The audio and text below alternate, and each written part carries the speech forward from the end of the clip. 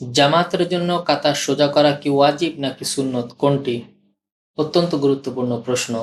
সহিহ বুখারীতে আছে হযরত নোমান ইবনে বাশীর রাদিয়াল্লাহু আনহু থেকে বর্ণিত, তিনি বলেন, প্রিয় নবী সাল্লাল্লাহু আলাইহি ওয়াসাল্লাম বলেন, তোমরা অবশ্যই তোমাদের কাতারগুলো সোজা করে নিবে, তা না হলে আল্লাহ তাআলা তোমাদের মধ্যে মতভেদ সৃষ্টি করে দিবেন।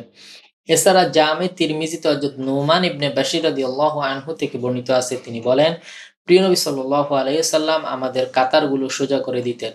একদিন তিনি ঘর থেকে বের হয়ে দেখলেন এক ব্যক্তি তার বুক বের করে দাঁড়িয়ে আছেন কাতারের সামনে। তখন প্রিয় নবী সাল্লাল্লাহু আলাইহি সাল্লাম বললেন, তোমরা কাতারগুলো সোজা করে নিবে, তা না হলে আল্লাহ তাআলা তোমাদের চেহারাকে পাল্টে দিবেন।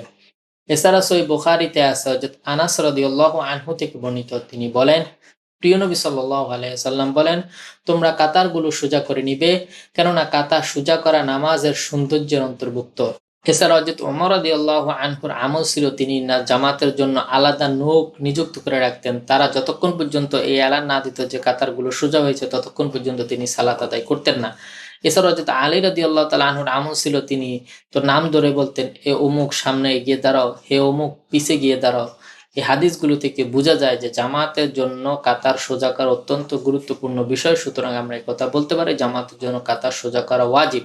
তবে অনেক উলামায়ে কেরাম এটিকে সুন্নত বলে, তবে সুন্নত যারা বলে তারা সুন্নতে মুআক্কাদা বলে। সুন্নতে মুআক্কাদা তরক করলে অবশ্যই গুনাহ হয়।